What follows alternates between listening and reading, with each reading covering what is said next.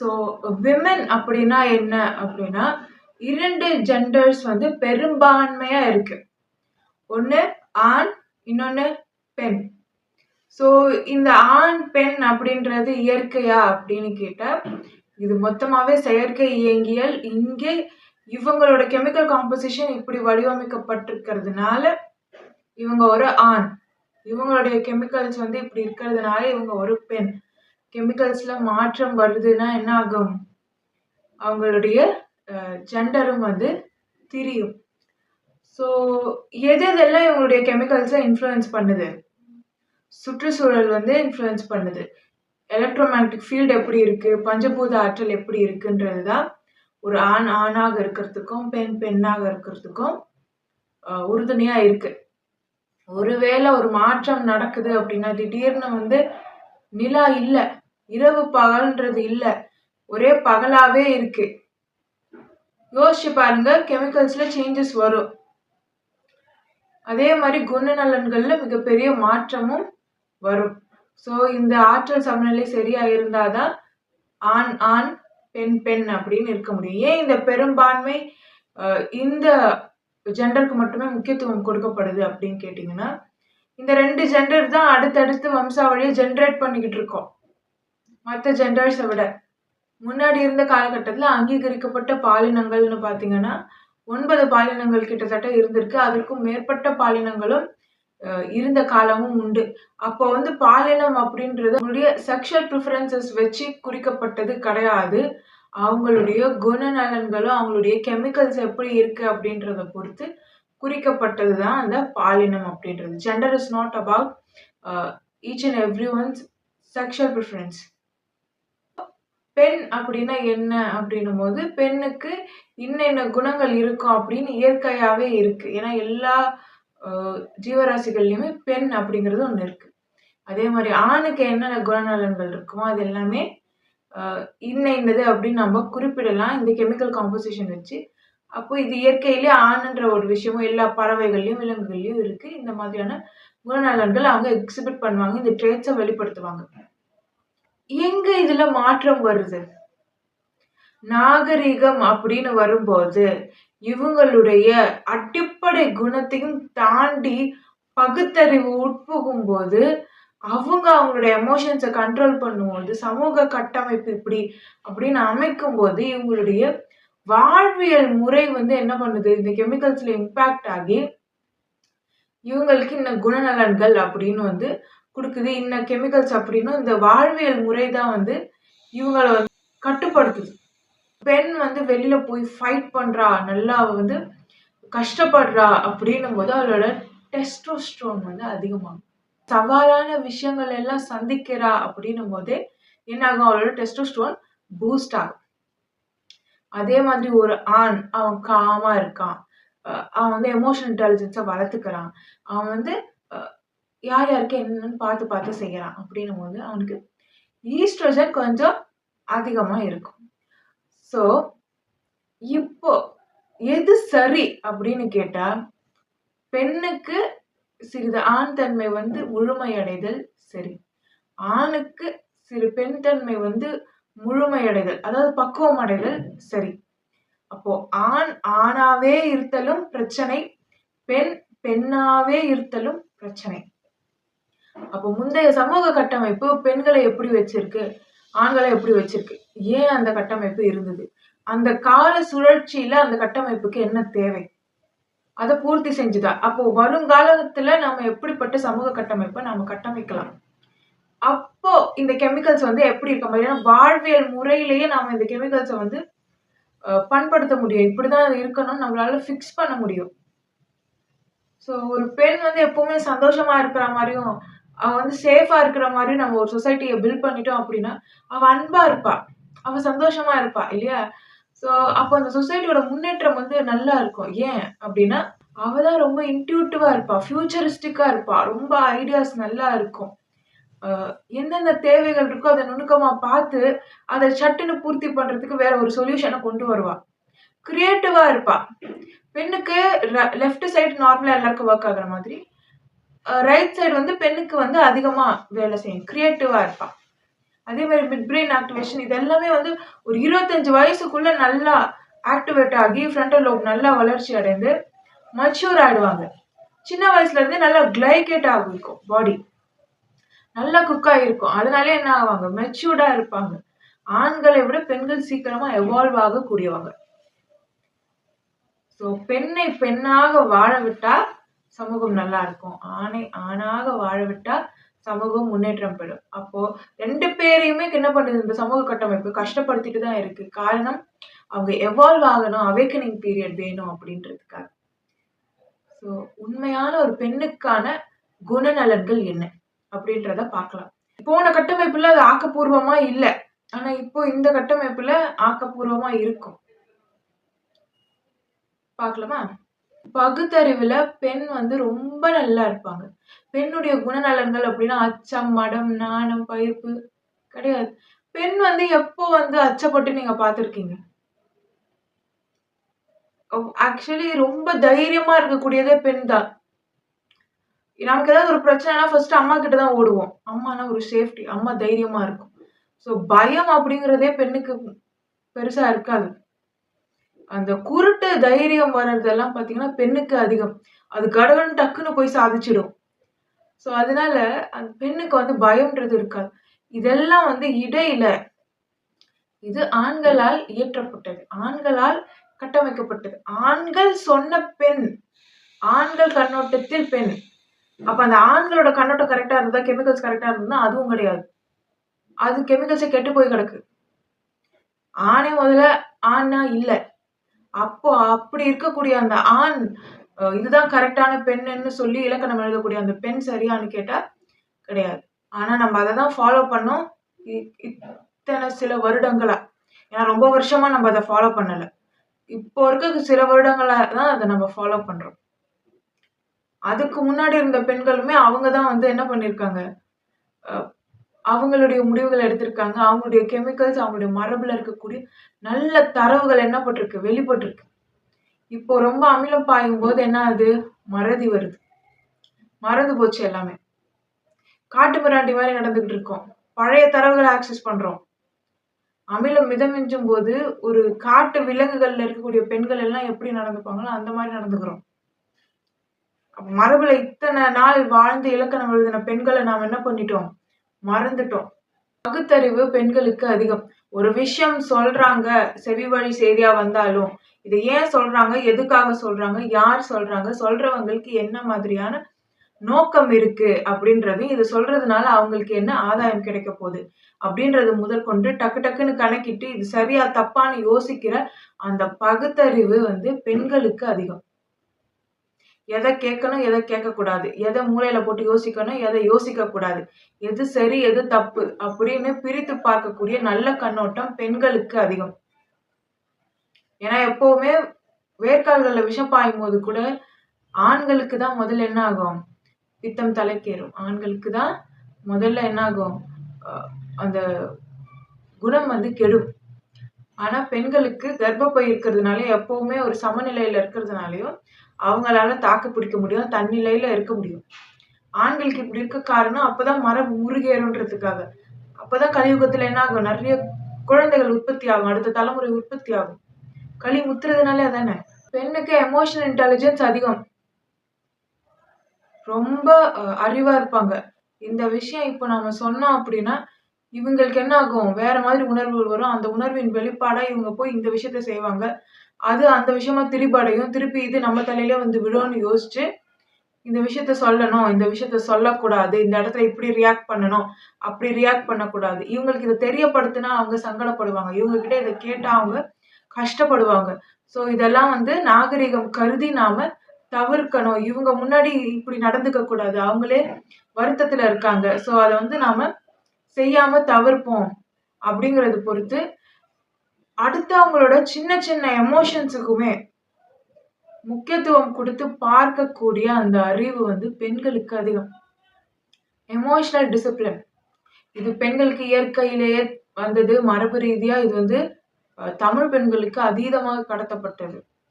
என்னன்னா எமோஷனலா நம்ம என்ன யோசிக்கணும், எதை பத்தி யோசிக்க கூடாது, எதை மூளையில போட்டு நாம ரீங்காரமிடக்கூடாது, அதற்கப்புறம் எதை வெளியில சொல்லணும், எதை வெளியில சொல்றதுனால என்னென்ன பிரச்சனைகள் வரும் அப்படின்றத, எந்த இடத்துல ரியாக்ட் பண்ணணும், எந்த இடத்துல ரியாக்ட் பண்ணக்கூடாது. சில நேரங்கள்ல சில பெண்கள் வந்து இந்த விஷயத்த வெளியில சொல்றாங்களே, இந்த விஷயத்த வெளியில சொன்னா பிரச்சனை வரும், தெரியாம சொல்லிட்டாங்க அப்படின்னு நம்ம நினைப்போம். திட்டம் போட்டு கரெக்டா சொல்லிட்டு போவோம். ஸோ பெண்களுக்கு அவ்ளோ அறிவு இருக்கும். எங்க என்ன விஷயத்த வந்து நம்ம மாத்தி அமைச்சா ஒரு சிறு மாற்றம் அங்க ஏற்படுத்தணும் அப்படின்னா, எந்த இடத்துல என்ன மாதிரியான விளைவு வரும் அப்படின்னு கணக்கிட்டு அவ்ளோ காம்படேட்டிவா, அவ்ளோ கால்குலேட்டிவா இருக்கிற அந்த திறமை வந்து தமிழ் பெண்களுக்கு ரொம்ப அதிகம். ஏன் தமிழ் அப்படின்னு சொல்றேன்னா, மரபு ரீதியா கடத்தப்பட்டது. எல்லாருமே தமிழ் தான். அதுல மாற்று கருத்தே கிடையாது. ஏன்னா வேர்க்காலே தமிழ் ஆதிக்குடி மலைவாழ் மரபினருடைய வேர்க்கால்கள் தானே. ஸோ அதனால தமிழ்ன்றது வந்து அப்படி ஒரு தனியா இத்தனை பேர் மட்டும் தான் தமிழ் அப்படின்னு கிடையாது. ஆனா இவங்களுக்கு மட்டும் இது மரபுல மறுபடியும் எழுதப்பட்டது. ரொம்ப ஸ்ட்ராங்கா இருக்கும் இந்த குணநலன்கள் எல்லாம். வளர்க்கறது, அவங்கள வந்து நர்ச்சர் பண்றது, இது எல்லாமே வந்து தமிழ் பெண்களுக்கு நல்லா திட்டமிடல் இருக்கும். இது வந்து கைவந்த கலையா இருக்கும். ஸோ மத்தவங்க எல்லாம் பார்த்தீங்கன்னா, ஒரேடியா அன்ப கொட்டுறது. இல்லன்னா ரொம்ப ஸ்ட்ரிக்ட்டா இருக்கிறது. ஆனா இங்க மட்டும் பார்த்தீங்கன்னா, மரபுலேயே வந்து ஒரு பெண்ணுக்கு தெரியும், இந்த குழந்தைக்கு ரொம்ப செல்லம் குடுக்கக்கூடாது. இந்த குழந்தைக்கு இந்த வயசுல இப்படிதான் வளர்க்கணும். இந்த குழந்தைக்கு இப்போ இப்படிதான் ரியாக்ட் பண்ணணும். அது கேட்ட உடனே இது கிடைக்க பெறக்கூடாது. கொஞ்சம் அது காத்திருப்பு காலத்துக்கு அது பழகணும். இதெல்லாம் வந்து இயற்கையா அவங்க மரபுல இருந்தே வரும். இது வந்து தாய் சொல்லிக் குடுத்து ஒரு பெண் வந்து அவ தாய் ஆகும்போது இத கத்துக்கிட்டு அத வெளிப்படுத்தல. இதெல்லாம் மரபு ரீதியாவே அந்தந்த நேரத்துல அவங்க உடல்கள்ல கெமிக்கல்ஸ் மாறும்போது, அவங்களுடைய ஃப்ரீக்வென்சி மாறும். அப்போ அது வெளிப்படும். பெண்ணுக்கு வந்து ஆல்கலைனா இருக்கிற பட்சத்துல இந்த நர்ச்சரிங் சென்ஸ் வந்து அதிகமா இருக்கும். இவங்களுக்கு வந்து இத செய்யணும், அத செய்யணும். கொடுக்கிற தன்மை, அவங்கள ரொம்ப பார்த்துக்கிறது, அவங்களுக்கு எது பிடிக்குமோ கேட்டு கேட்டு பண்றது, இதெல்லாம் வந்து இருக்கும். ஆனா என்ன பண்ணுவாங்கன்னா, அது வேற ஒருத்தவங்க கிட்ட அது வந்து மதிப்பு குடுக்காத, அதுக்கு வந்து ஒரு ரிட்டர்னா எஃபர்ட்ஸ் போடாத நபர்கிட்ட போய் இத வந்து பண்ணிட்டு இருப்பாங்க. இது உங்க மரபுல இருக்கு. ஆல்கலைனா இருக்கிறதுனால இது ஆக்டிவேட் ஆயிருக்கு. எவால்வ் ஆனாலே கைண்ட்னஸ் வரும், லவ் வரும், எம்பாத்தா இருப்பாங்க, ரொம்ப கம்பேஷனோட இருப்பாங்க. ம். அப்போ இதெல்லாம் பெண்கள் வந்து சமகாலத்திலே பார்த்தீங்கன்னா, ஆண்கள விட எவால்வ்ட் ஆன ஒரு என்டிட்டி, எவால்வ் ஆன ஒரு பாடி. பெண் அப்படிங்கிறது சோலுக்கு ஆண், பெண் அப்படின்னு கிடையாது. சோல்ன்றது ஒரு சோல். அவ்வளவுதான். நீங்க ஒரு ஆன்மா. பெண் உடல் எடுத்ததுனால இந்த கெமிக்கல்ஸ் இப்படி இருக்கு. அதனால நீங்க அப்படி உணர்றீங்க. ஒன்ஸ் நீங்க யாரு, ஒரு சோலா நீங்க யார் அப்படின்றத உணர்ந்தீங்க அப்படின்னா, அப்போ உங்களோட கெமிக்கல்ஸ நீங்க கண்ட்ரோல் பண்ணலாம். சரியா? ஒரு பெண் அப்படிங்கிறவ ஆனா பல வாழ்க்கை லைஃப் டைம்ஸ் வந்து வாழ்ந்து கழிச்சுட்டு தான் பெண்ணா வராங்க. உடனே ஒரு பெண் உடல் கிடைச்சிராது. ஸோ புத்தர் வந்து ஒரு கோட் சொல்லியிருப்பாரு. நான் இதுக்கு முன்னாடி எத்தனையோ பிறப்புகள் எடுத்திருக்கேன். ஆனா எதுவுமே பெண் பிறப்பு கிடையாது அப்படின்னு சொல்லுவாரு. ஸோ எல்லாத்தையுமே ஸ்ட்ரெயிட்டா நேரடியா சொல்ல முடியாது. சூசகமா தான் சொல்லணும். அப்ப அதுல என்ன அர்த்தம் அப்படின்னா, இத்தனை பிறப்பும் பிறந்திருக்காங்க. அது ஒண்ணு கூட பெண் இல்லன்னா என்ன அர்த்தம்? கடைசி பிறப்பு தான் எல்லாருக்குமே எப்படி இருக்கும்? எவால்வ் ஆன பிறப்பு தான் பெண். முன்னாடியே புத்தருக்கு பெண்ணாக பிறக்கக்கூடிய வாய்ப்பு கிடைச்சிருந்துச்சுன்னா, அப்ப அவர் பெண்ணா பிறந்த அந்த பிறவி தான் கடைசியா இருந்திருக்கும். அதுக்கு முன்னாடியானது தான் அவர் புத்தரா பிறந்த பிறவியா இருந்திருக்கும். அப்போ இந்த இயங்கியல்ல ரொம்ப பவர்ஃபுல்லான ஒரு என்டிட்டி அப்படின்னா அது பெண் தான். பெண் எப்பவுமே இன்ட்யூட்டிவா இருப்பா. அவங்களுக்கு வந்து ப்ரீகாக்னிஷன் இல்ல ஃபோர்சைட் அப்படின்னு கூட சொல்லலாம். பின்னாடி என்ன நடக்க போகுதுன்னு உங்களால அத கால்குலேட் பண்ணி சொல்ல முடியும். ஸோ எந்த ஒரு விஷயத்த முன்னெடுக்கும் போதும் பெண் என்ன பண்ணுவா? யோசிச்சு எடுப்பா. ஆண் எமோஷனலா அத வெளிப்படுத்தினாலுமே, பெண் என்ன பண்ணுவா? யோசிச்சு நிதானமா, நாகரிகமா இருக்கக்கூடிய பெண்கள் எப்பவுமே யோசிச்சு ரியாக்ட் பண்ணுவாங்க.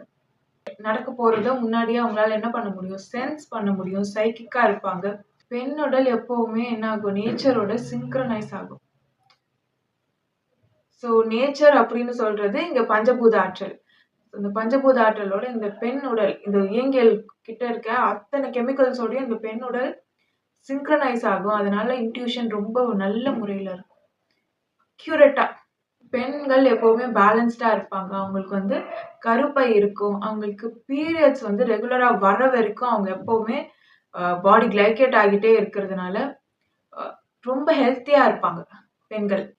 ஸோ அதே மாதிரி ஒரு ஆணை சுற்றி பல பெண்கள் இருக்கிற மாதிரியான ஒரு குடும்பம் இருக்கு. ஒரு கூட்டு குடும்பமா இருக்காங்க அப்படின்னா, அந்த ஆணுமே ஹெல்த்தியா இருப்பாங்க. அங்க இருக்கக்கூடிய குழந்தைகளுமே ஹெல்த்தியா இருப்பாங்க.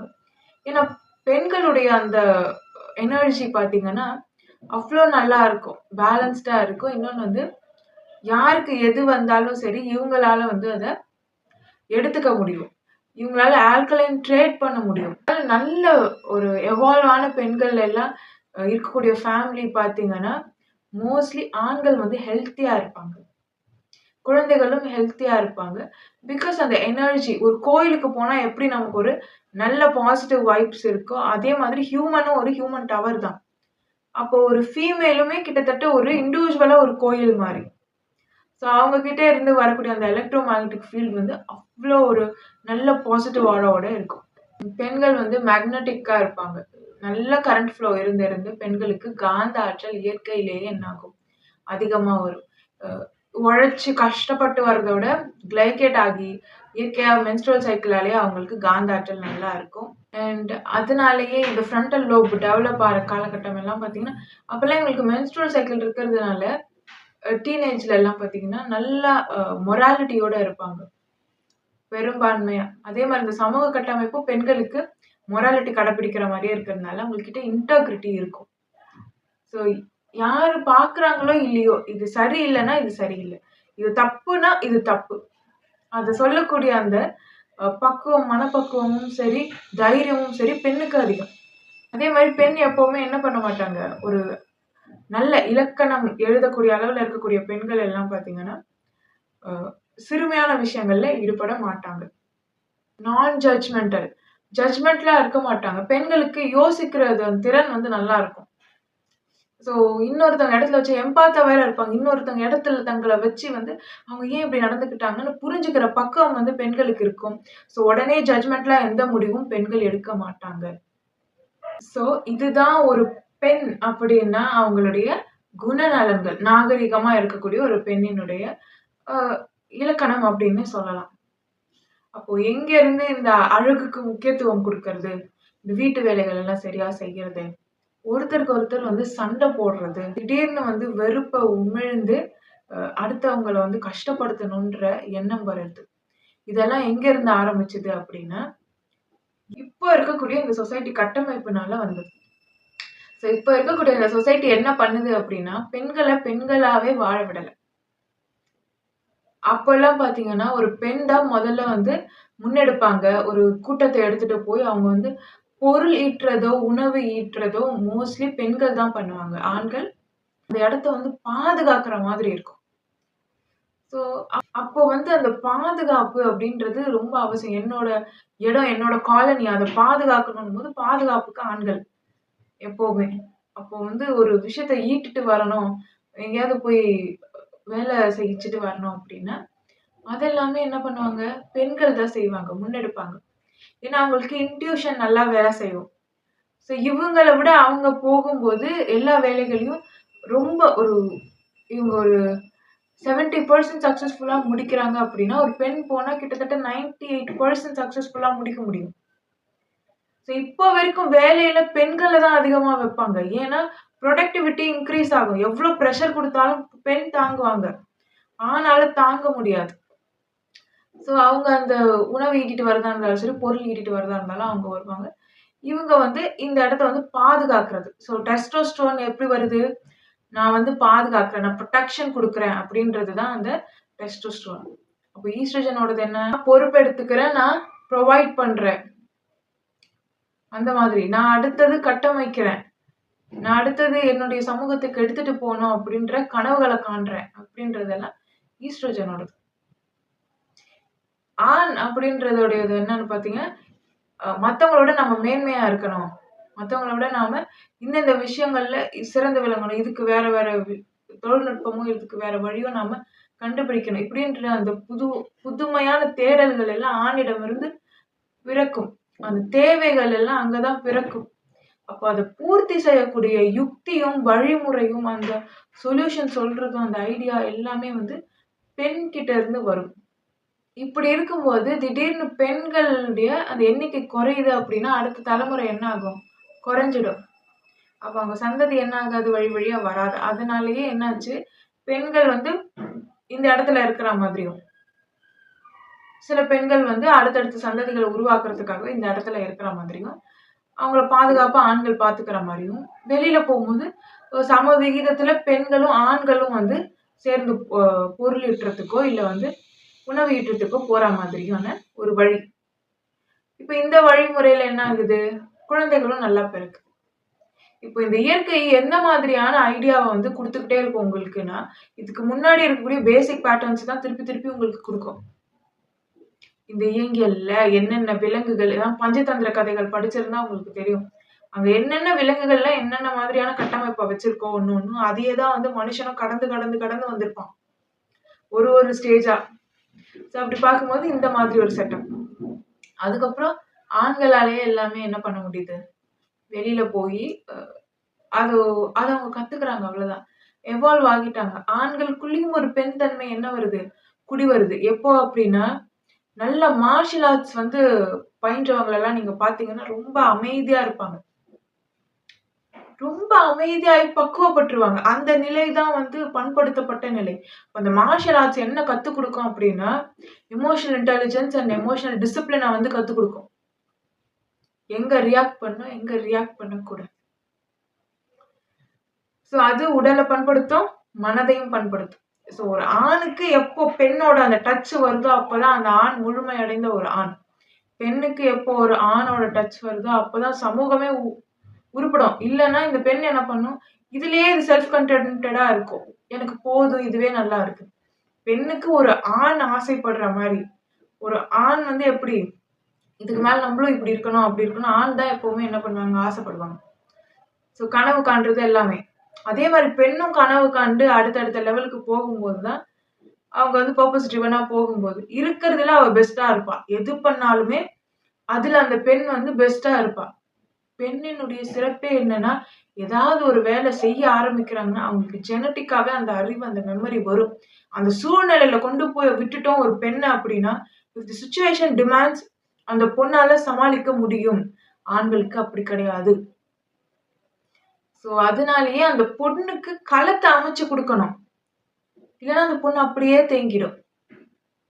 அது தன்னிறைவா இருக்கு. எல்லாரையும் பார்த்து சந்தோஷமா இருக்கு, வாழுது. எல்லாரையும் பார்த்துக்குது. இதோடயே அது தங்கிடும். அடுத்தடுத்து இன்னது நாம சொல்றதுக்கும், இந்த பெண் இப்படி இருந்தா நல்லா இருக்கும்னு பெண்ணை பற்றியே, இப்படியெல்லாம் உன்னால செய்ய முடியும். இதுக்கெல்லாம் உனக்கு பொட்டன்ஷியல் இருக்கு. அப்படிங்கிறத சொல்றதுக்கே ஒரு ஆண் வேணும். இல்ல அப்படின்னா, அந்த பெண்ணுக்கு அவளோட பொட்டன்ஷியலே தெரியாது. அவளால எல்லாமே செய்ய முடியும். இந்த இயங்கியல்ல இருக்கக்கூடிய அத்தனை விஷயங்களும் ஒரு பெண்ணுக்குள்ள அடக்கம். ஒரு ஆண் ஒரு பெண்ணுக்குள்ள அடக்கம். அந்த பெண்ணால எல்லாமே செய்ய முடியும். ஆனா, ஒரு ஆண் வந்து சொல்லணும். ஆண் வந்து கண்டுபிடிக்கணும். "உனக்கு இதெல்லாம் வருது பாரு. உன்னால இதெல்லாம் செய்ய முடியுது பாருன்னு" சொல்லணும். அது சொல்ற வரைக்கும், இதுக்கு அத பத்தின யோசனையோ, அறிவே வராது. இது குண்டு சட்டியில குதிரை ஓட்டுற மாரி அதையே பண்ணிக்கிட்டு இருக்கும். இதுக்கு இதுதான் டிசைன். அவ்ளோ திறமை இருந்தாலுமே, அது திறமை அதுக்கே தெரியாது. இன்னொரு விஷயம் எல்லாமே இதுக்கு ஈஸியா வரதுனால, அதோட மதிப்பும் அதுக்கு தெரியாது. மத்தவங்க ரொம்ப கஷ்டப்பட்டு அந்த விஷயத்த செய்வாங்க. இதுக்கு அது ஈஸியா வரும். அத யாரும் பாராட்ட கூட மாட்டாங்களா? அதனால அது பெரிய விஷயம்னே அதுக்கு தெரியாது, பெண்களுக்கு. ஸோ உங்களையே நீங்க மட்டுப்படுத்திக்கிட்டீங்க அப்படின்னா முடியாது. அப்போ ஒரு பெண் வெளியில போறத ஒரு மொத்தமாவே நிறுத்திடுறாங்க. ஏன்னா ஆண்கள் என்ன ஆகுறாங்க? எவால்வ் ஆயிட்டாங்க. என்னால பண்ண முடியுது. என்னால இந்த இயற்கையோட சிங்க்ரனைஸ் ஆக முடியுது. என்னால என்னோட சைக்கிக் எபிலிட்டீஸ அதிகப்படுத்திக்க முடியுது. என்னால என்னோட சென்சஸ வந்து நல்லா பயன்படுத்த முடியுது. அப்ப நானே பார்த்துக்கிறேன் அப்படின்னு சொல்றாங்க. ஏன்னா இத்தன நாள் பெண்ணோட இவங்க இருக்காங்க. பெண் மட்டுமே வேட்டைக்கு போன காலமும், பெண் மட்டுமே பொருளீட்டி, உணவீட்டி வந்த காலமும் பார்த்தீங்கன்னா, பெண்களுக்கு மட்டும் தான் தெரியும் இதெல்லாம் பண்றோம், எப்படி பண்றோம்ன்னு. அது இப்படித்தான் நடக்குது, இப்படிதான் அவங்க உணர்றோம்னே அவங்கள பத்தி அவங்களுக்கே தெரியாத இது. டக்கு டக்குன்னு அவங்க வந்து ரெஸ்பாண்ட் பண்ணுவாங்க சப்கான்ஷியஸா. ஆனா ஆணும், பெண்ணும் சேர்ந்து வேட்டைக்கு போறதோ, பொருளீட்ட போறதோ அப்படி இருக்கும்போது, இதெல்லாம் இவ எப்படி சிறப்பா பண்றான்னு கேட்டு கேட்டு ஒரு ஆண் தெரிஞ்சுக்கிறான். அப்பதான் இந்த மாதிரியான விஷயங்கள் எல்லாம் அவ வெளிப்படுத்துறான்னு அவளுக்கே தெரியுது. அப்போ நீ இதுல சிறந்து இருக்கிற அப்படின்றது நீ இன்னொருத்தவங்க கிட்ட சொல்லும்போது, நீ எப்படி வித்தியாசப்படுறன்றத இன்னொருத்தவங்க கேட்டு பாராட்டும் போதும், அட்மையர் பண்ணும்போதும் தான் உனக்கே தெரியும். உன்னோட சிறப்பு இன்னது அப்படின்னு. உன்னால இதெல்லாம் செய்ய முடியும்ன்றது. யாருமே அப்படி இல்ல அப்படின்னா, நம்ம அப்படியே தங்கிடுவோம். அப்போ முதல்ல ஆண் வந்து பெண்ணோட சிங்க்ரனைஸ் ஆறாங்க. அதுக்கப்புறம் இயற்கைய புரிஞ்சுக்கிறாங்க. அவங்களுக்கு சென்சஸ் வந்து என்ன ஆகுது? மேலோங்குது. சரி. அதுக்கப்புறம் மொத்தமாவே நீங்க அமைதியா இருங்க. நீங்க அடுத்தடுத்த சந்ததிய உற்பத்தி பண்ற வேலைய பாருங்க. இதுதான் எங்களுக்கு கைவந்த கலையா வந்துருச்சு. நாங்க வெளியில போய் பொருளீட்டுறோம் அப்படின்ற மாதிரி சொல்றாங்க. சோ இந்த இடத்துல தான் என்னாச்சு? பெண்கள் வந்து பின்தங்கி உட்கார்ந்துட்டாங்க. அப்போ பெண்கள் அவங்க வீட்ல உட்கார்ந்ததுனாலயும், வீட்டு விஷயங்கள் எல்லாம் செய்யறதுனாலயும் அவங்க பின்தங்கிட்டாங்களா அப்படின்னு கேட்டா கிடையாது. பெண்கள் அப்பவும் வேலைய வந்து ஆண்களை விட அதிகமா செய்யக்கூடிய பழக்கத்தை கொண்டு இருந்தாங்க. இந்த தலைமுறை வரைக்கும். இந்த தலைமுறையிலயும் பார்த்தீங்கன்னா, பெண்கள் வந்து வேலைக்கு போறாங்க. இதுக்கு முன்னாடி ஒரு 3 தலைமுறைக்கு முன்னாடி பார்த்தீங்கன்னா, அப்பவும் பெண்கள் வேலை செஞ்சுட்டு தான் இருந்தாங்க. அவங்க அப்போ என்னென்ன தொழில் இருந்ததோ, அப்ப என்னென்ன வேலைகள் இருந்ததோ அதெல்லாம் அவங்க செஞ்சாங்க. விவசாயம் தான் அப்போ பெரிய வேலையா இருந்ததுன்னா, அதுல எல்லாத்துக்குமே பெண்கள் வேலை செஞ்சாங்க. வேலை செய்யாம பெண்கள் இருந்ததே கிடையாது. இந்த நடுவுல கொஞ்சம் காலகட்டமா தான் என்ன ஆகுது? ஏதோ பெண்ணுன்றவங்க வந்து ஹவுஸ் ஒய்ஃப் அப்படின்ற ஒரு விஷயமே வந்து வருது. இந்த ஹவுஸ் ஒய்ஃப் அப்படின்றதெல்லாம் அப்போ கிடையவே கிடையாது. வீட்டை மட்டுமே பார்த்துக்கிறது, வேலைக்கே போகாம இருக்கிறதுன்றதெல்லாம் அப்போ கிடையவே கிடையாது. பெண் வேலைக்கு போய் தான் ஆகணும். அவங்களும் காசு ஈட்டிட்டு தான் பெருசா வந்து வேலைக்கு போறது வந்து இப்பதான் பெண்கள் பண்றாங்க. இதுக்கு முன்னாடி வீட்டிலேயே உட்கார்ந்திருந்தாங்க கிடையாது. தமிழ் சமூகத்துல முன்னாடி இருந்த கொஞ்சம் முன்னாடி 2 தலைமுறை, 3 தலைமுறை முன்னாடி வரைக்கும் வேலை செஞ்சிருக்காங்க. அப்போ இப்போ இருக்கிறவங்களுக்கு அதெல்லாம் வேலையாவே தெரியறதில்ல. இப்போ இருக்கிறவங்களோட கண்ணோட்டம் வந்து ரொம்ப மட்டுப்பட்டு போயிருக்கு. இது ரொம்ப ஆபத்தான ஒரு விஷயம். அறிவு இல்லாம போறதுக்கு சமம் இது. எதை எப்படி பார்க்கணும்னு தெரியல. எது சரி, எது தப்புன்னு தெரியல. எமோஷனல் ட்ரிவனா இருக்காங்க. ஹார்மோன்ஸ் டிரைவ் பண்ணுது. இந்த ஆசிட் வந்து டிரைவ் பண்ணுது பீப்பிள. அப்போ எங்க இந்த விஷயம் நடந்தது அப்படின்னா, மாற்றம் நடந்ததுன்னா, பெண்கள் வந்து நகர்ப்புறத்துல என்ன ஆகுது? இந்த மாதிரியான அக்ரிகல்ச்சர் எல்லாம் குறையுது. வேற வேற ஸ்ட்ரீம்ஸ் ஆஃப் ஜாப்ஸ் எல்லாம் வருது. அப்ப அதுல அவங்களுக்கு அவேர்னஸ் இல்ல. சோ அதனால அவங்க பின்தங்கி ஒரு 2, 3 தலைமுறை தான். 2 தலைமுறை தான் இருக்கும். பின்தங்கிட்டாங்க. அதுலயுமே ஃபர்ஸ்ட் தலைமுறையா படித்து வந்த பெண்கள் எல்லாம் இருக்காங்க. சோ பெண்கள் எப்பவுமே வந்து நான் படிக்க மாட்டேன், நான் வேலை செய்ய மாட்டேனோ, பெண்கள் வந்து பின்தங்கி போனதோ கிடையாது. அவங்க குடும்பத்த டிரைவ் பண்றதே பெண்கள் தான். ஆண்களால பிரஷர் தாங்க முடியாது. உடனே ஆல்கஹாலிக்கா மாறக்கூடிய வாய்ப்புகள் இங்க அதிகமா இருக்கு. அதே மாரி இந்த சொசைட்டில வந்து ஆல்கஹாலுக்கு பஞ்சமே இல்லாம போய்க்கிட்டு இருக்கு. இப்போ கிட்டத்தட்ட பார்த்தீங்கன்னா, எல்லாருமே அப்படி போக, அந்த குடும்பத்தையே காப்பாத்துனது பெண் தான் மோஸ்ட்லி. பெண் வந்து வேலை செய்யாம வீட்ல சொகுசா உட்கார்ந்துட்டு இருக்காங்க. பெண்ணுக்கு வந்து இது இப்படிதான், பெண் வந்து அப்படித்தான் அப்படின்னு யாராவது கருத்தியல கொண்டு வந்தாங்க அப்படின்னா, அவங்க ரொம்ப பிற்படுத்தப்பட்ட ஒரு பிற்போக்குத்தனமான ஒரு பெர்செப்ஷன கொண்ட நபரா இருப்பாங்க. ஏன்னா, நீங்க உன்னிப்பா கவனிச்சு பார்த்தீங்கன்னா, எங்கேயுமே பெண் வேலை செய்யாம இருந்ததே கிடையாது. எந்த காலகட்டத்திலயுமே. ஆண் சமூகம் தான் பெண்ண என்ன பண்ணிருக்கு? அதனுடைய இன்ஃபீரியாரிட்டினால அந்த ஆண் சமூகம், அதுவும் நல்லா மேம்பட்ட வகையில இருக்கக்கூடியவங்களே என்ன பண்ணியிருக்காங்க, அவங்க வீட்டு பெண்கள, "நீங்க இப்படி இருந்தா போதும்" அப்படின்னு சொல்லியிருக்காங்களே தவிர, எவல்யூஷனுக்கு உட்படக்கூடிய அத்தனை வேர்க்கால்களை சேர்ந்த இரத்த வம்சாவளியில இருக்கக்கூடிய பெண்களும் பார்த்தீங்கன்னா, இத்தனை காலகட்டமா உழைச்சுக்கிட்டே தான் இருந்திருக்காங்க. உட்கார்ந்து சாப்பிட்டதா எங்கேயுமே பதிவுகள் கிடையாது. உங்க பாட்டி பார்த்தீங்கன்னா, வேலை செய்யலையான்னு கேட்டிருந்தா, வேலை செஞ்சிருப்பாங்க. அவங்க பாட்டி வேலை செஞ்சிருப்பாங்களான்னு கேட்டா, ஏதோ ஒரு வேலை செஞ்சிருப்பாங்க. அதுக்கு முன்னாடி இருந்தவங்களும் வேலை செஞ்சிருப்பாங்க. அப்போ வேலை செய்யாம நாம இல்ல. அப்போ அப்போ அதுதான் வந்து வேலையா இருந்திருக்கும். அந்த இடத்துல, அந்த கம்யூனிட்டிக்கு அதுதான் வந்து தொழிலாவே இருந்திருக்கும். அக்ரிகல்ச்சர்னா அக்ரிகல்ச்சர். நெசவு தொழில்னா நெசவு தொழில். வேற என்னென்ன தொழில் இருக்கோ அந்த தொழில் பார்ப்பாங்க. பெண்களுக்கு அப்போ நார்மலாவே வேலை செய்யறது, பொருள் ஈட்டுறது, குடும்பத்த பார்த்துக்கிறது, பொறுப்பா இருக்கிறது இதெல்லாம் வந்து அவங்களுடைய குணம் தான். அடிப்படை குணம் தான். இப்போ வந்து நான் இந்த ஜெனரேஷன்ல நான் படிச்சு வெளியில வந்திருக்கேன்னா, நீங்க நாலெட்ஜ இம்ப்ரூவ் பண்ணிக்கிட்டீங்க. நீங்க குண்டலினி ப்ராசஸ் பண்றீங்க. அப்போ நீங்க வந்து கெமிக்கல் டிரான்ஸ்ஃபர்மேஷன்க்கு உட்படுறீங்க. அதுல நீங்க நாகரீகமாகுறீங்க. ஸோ உங்கள நீங்க பண்படுத்திக்கிட்டீங்க. அதுக்கப்புறம் உங்களுக்கு புரிதல் இருக்கு. சயின்ஸ் நெறைய தெரியுது. புரிதல் இருக்கு. போன ஜெனரேஷன விட இப்ப நீங்க நல்லா இருக்கீங்க. பிரெயின் நல்லா வேலை செய்யுது. ஸோ எவால்வ் ஆகியிருக்கீங்க. அதுதானே தவிர, இப்போ நான் போன ஜெனரேஷன விட நான் இப்போ வந்து வேலை செஞ்சுட்டேன்.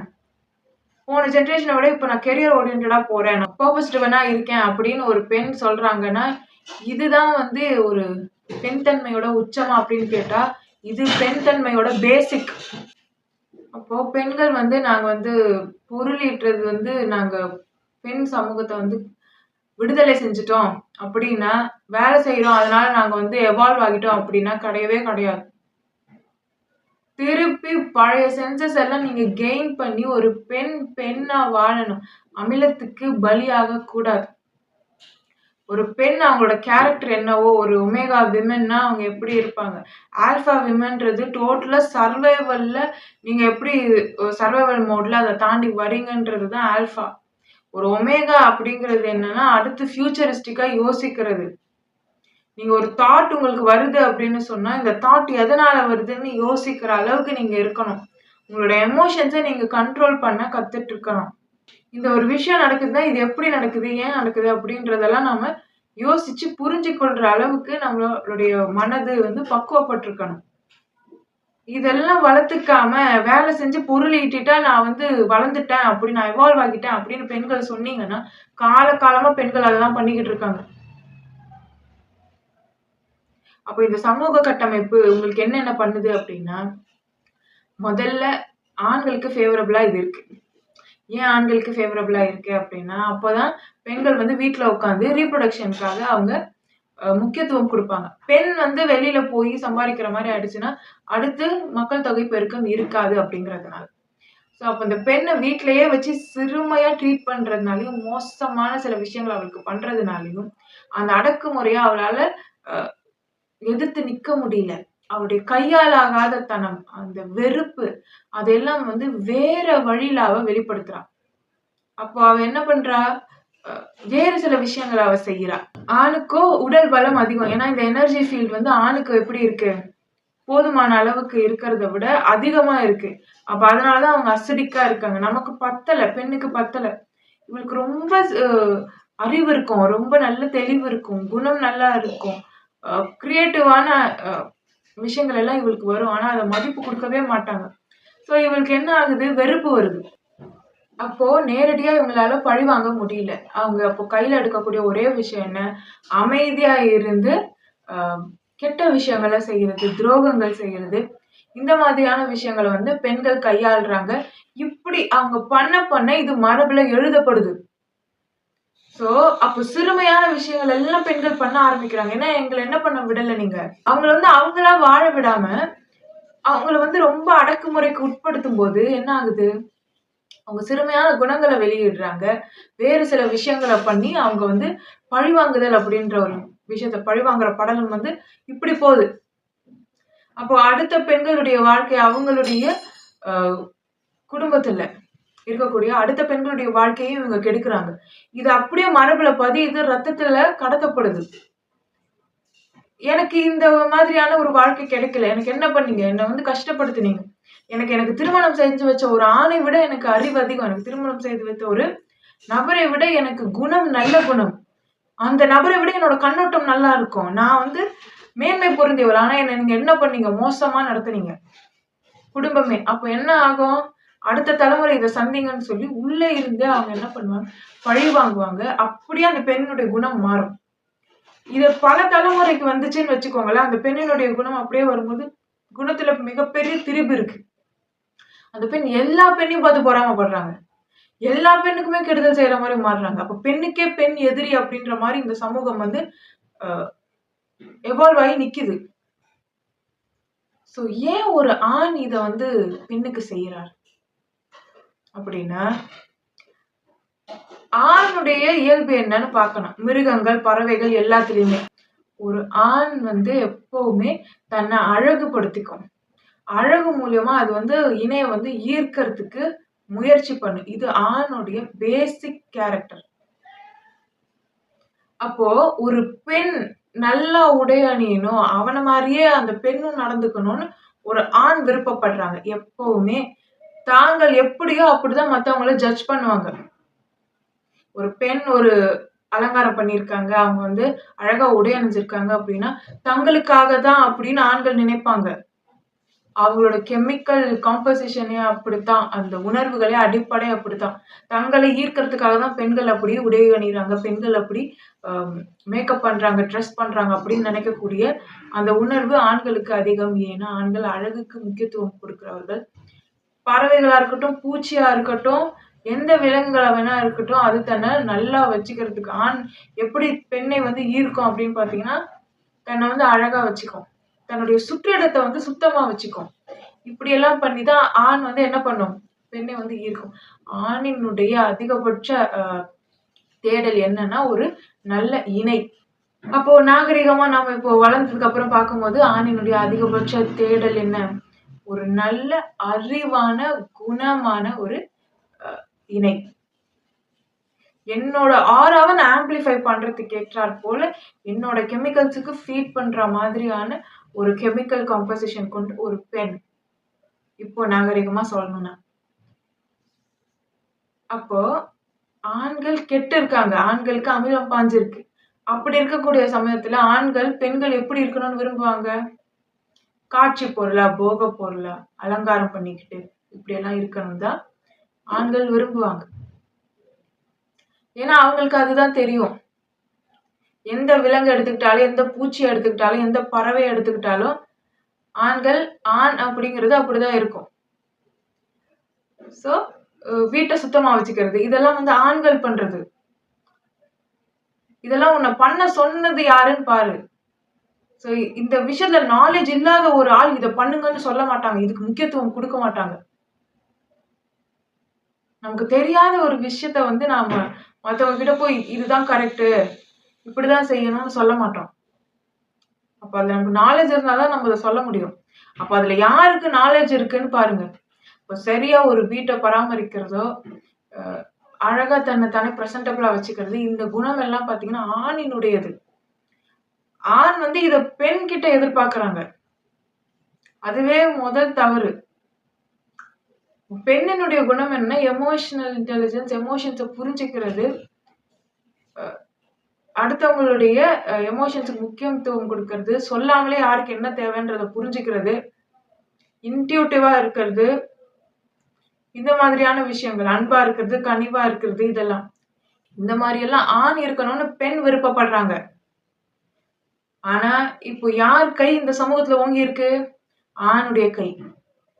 அப்போ ஆண் விருப்பப்படுற மாரி பெண்ண மாத்திட்டாங்க. அப்படி இருந்தா தான் என்ன ஆகும்? அடுத்தடுத்து நெறைய சந்ததிகள் வந்து பிறக்கும். ஆண் கை கொஞ்சம் ஓங்கி இருந்தா தான், ஆண் அசடிக்கா இருந்தா தான் நெறைய குழந்தைகள் பிறக்கும்.